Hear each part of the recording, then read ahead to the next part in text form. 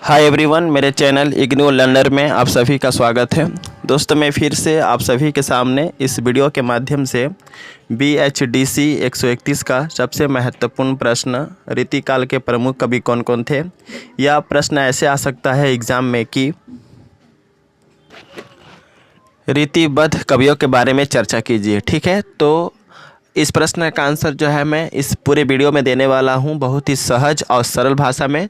सो आप इस वीडियो के अंत तक बने रहे, जिससे कि आपको इस प्रश्न का आंसर अच्छे तरीके से याद हो सके। और जैसा कि जानते हैं कि आज 2 बजे से एग्ज़ाम है, तो अभी बहुत सारा समय है, यानी कि 2 घंटा लगभग आपके पास है। तो ऐसे में अगर इस वीडियो को देख लेते हैं तो आई थिंक आप एग्ज़ाम में जाएंगे तो अच्छा स्कोर कर सकते हैं इस सब्जेक्ट में। ठीक है, सो स्टार्ट करते हैं। और स्टार्ट करने से पहले बस आपसे एक ही रिक्वेस्ट रहेगा कि अगर आप चैनल पर पहली बार आए हैं तो सबसे पहले चैनल से जुड़िए, क्योंकि इस चैनल पे आपके जितने भी सब्जेक्ट हैं सभी सब्जेक्ट के इंपॉर्टेंट क्वेश्चंस के वीडियो विथ आंसर आपको प्रोवाइड की जाती है।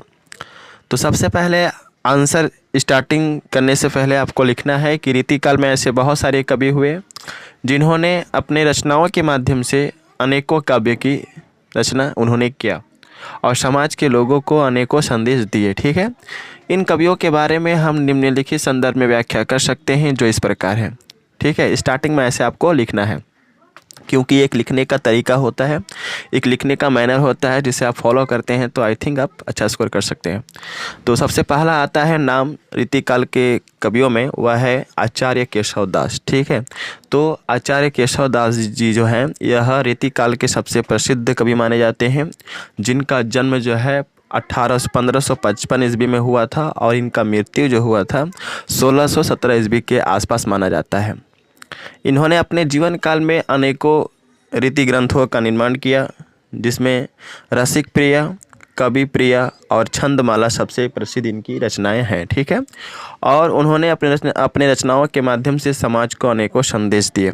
यहाँ पे मैं कहना चाहूँगा कि जब भी आप किसी कवि के बारे में बातें कर रहे हो तो आप उनकी रचनाओं को ज़रूर लिखें, क्योंकि उनकी अगर रचनाओं को नहीं लिखते हैं तो एग्जामिनर आपको ऐसे में नंबर देने वाला नहीं है। ठीक है, तो किस कवि ने कौन कौन सी रचनाएं की थी, उनका प्रमुख ग्रंथ क्या है, तो इसके बारे में तो आपको बताना आवश्यक बनता है। ठीक है, दूसरा है चिंतामणि।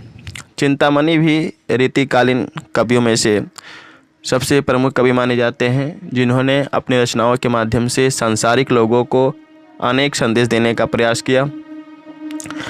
इनका जन्म 1600 ईस्वी के आसपास हुआ था और उनका मृत्यु जो है 1680 ईस्वी के आसपास माना जाता है।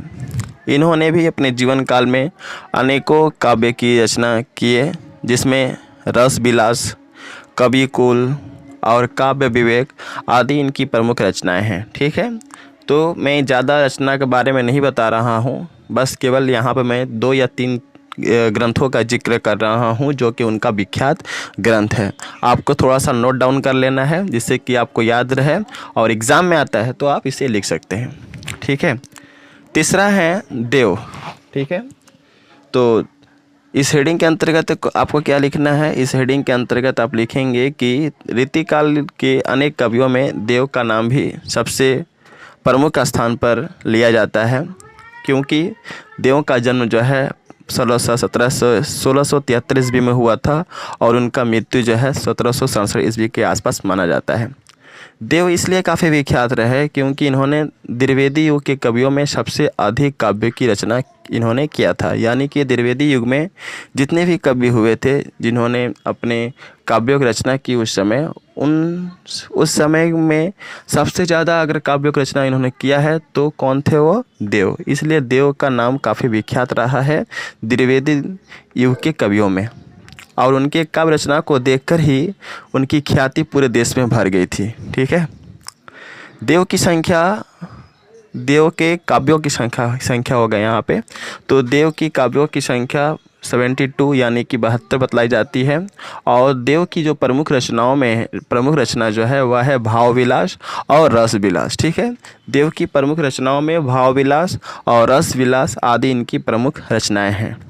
ठीक है, अगला नाम आता है रीतिकाल के कवियों में, वह है भिखारी दास। ठीक है, तो यह केवल नाम से भिखारी नहीं है, इनका नाम ही है भिखारी दास, तो थोड़ा सा आप हंसिएगा नहीं। ठीक है, तो भिखारी दास भी रीतिकाल के सबसे प्रमुख कवि माने जाते हैं और भिखारी दास भी रीतिकालीन कवियों में से इनका सबसे प्रमुख स्थान रहता है, क्योंकि इन्होंने अपने जीवन काल में अनेकों काव्यों की रचना की है और उनके काव्यों की रचना को देख करके आचार्य रामचंद्र शुक्ल ने उन्हें ऊंचे दर्जे का कवि कहा था।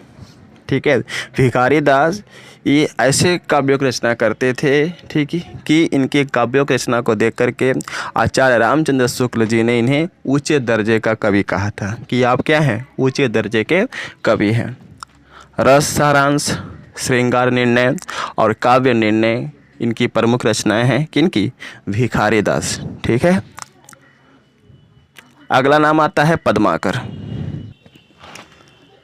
तो इस हेडिंग के अंतर्गत आपको लिखना है कि पद्माकर भी रीतिकाल के सबसे प्रमुख कवि माने जाते हैं, जिनका जन्म 1753 ईस्वी में हुआ था और उनकी मृत्यु 1853 ईस्वी में हुई थी।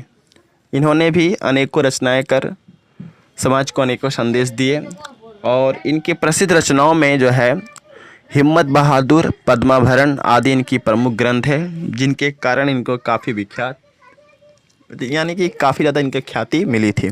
तो ये रहे 5 सबसे बेस्ट रीतिकाल के सबसे प्रमुख कवि। अगर एग्ज़ाम में आता है तो इनको लिख देना है। ठीक है, और बहुत ही मैं शॉर्टली तरीके से बता दिया जिससे कि आपको याद हो सके और एग्ज़ाम के दौरान आप खाली पेज छोड़ के ना आए। ठीक है, और इस प्रश्न के रिगार्डिंग अगर आपको कुछ मन में डाउट हो या कुछ प्रश्न पूछना हो तो आप कमेंट सेक्शन में कमेंट कर सकते हैं।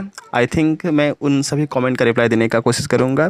ठीक है, और यहाँ पे मैं कहना चाहूँगा कि अगर आपको इसका PDF चाहिए तो आप टेलीग्राम चैनल को ज्वाइन कर सकते हैं। वीडियो के डिस्क्रिप्शन में टेलीग्राम चैनल का लिंक है, अलग से प्लेलिस्ट है जहाँ पे बहुत सारा वीडियो है। सारे वीडियो को देखिए, does not matter that December session का वीडियो है, जून सेशन का वीडियो है। ठीक है, तो ये मैटर नहीं करता, आप सारे वीडियो को देखिए क्योंकि उन सारे वीडियो में इंपॉर्टेंट क्वेश्चन बताए गए हैं और अगर आप सारे कर लेते हैं तो आई थिंक आप अच्छा स्कोर कर पाएंगे। So best of luck for all of you for your exam and thanks for watching my video. जय हिंद, वंदे मातरम। और यहाँ पे मैं थोड़ा सा आपको एडवाइस दे दूँ कि आप एग्ज़ाम में जितने भी प्रश्न लिखे सभी प्रश्न का आंसर थोड़ा सा हेडिंग वाइज लिखे, पॉइंट वाइज लिखे। मैं हर बार कहता हूँ, इसलिए कहता हूँ क्योंकि इग्नू है भैया, अदर यूनिवर्सिटी नहीं है। इसमें सही से नहीं लिखेंगे तो एग्जामिनर आपसे प्रभावित नहीं होगा, आपके आंसर शीट से प्रभावित नहीं होगा और नंबर भी नहीं देगा। ऐसे में आप फेल हो जाएंगे, फिर से एग्जामिनेशन फॉर्म भरना पड़ेगा, फिर दिक्कत होता है काफ़ी इग्नू में। ठीक है, तो थोड़ा सा सही ढंग से लिखे। आप सजते हैं अच्छा दिखने के लिए, वैसे ही आंसर शीट को भी अच्छे तरीके से सजाना पड़ता है। ठीक है, थोड़ा सा सुंदर से लिखिए और बस इतना ही कहना चाहूँगा। So again thanks. ठीक है, और अच्छे से लेकर के आइए।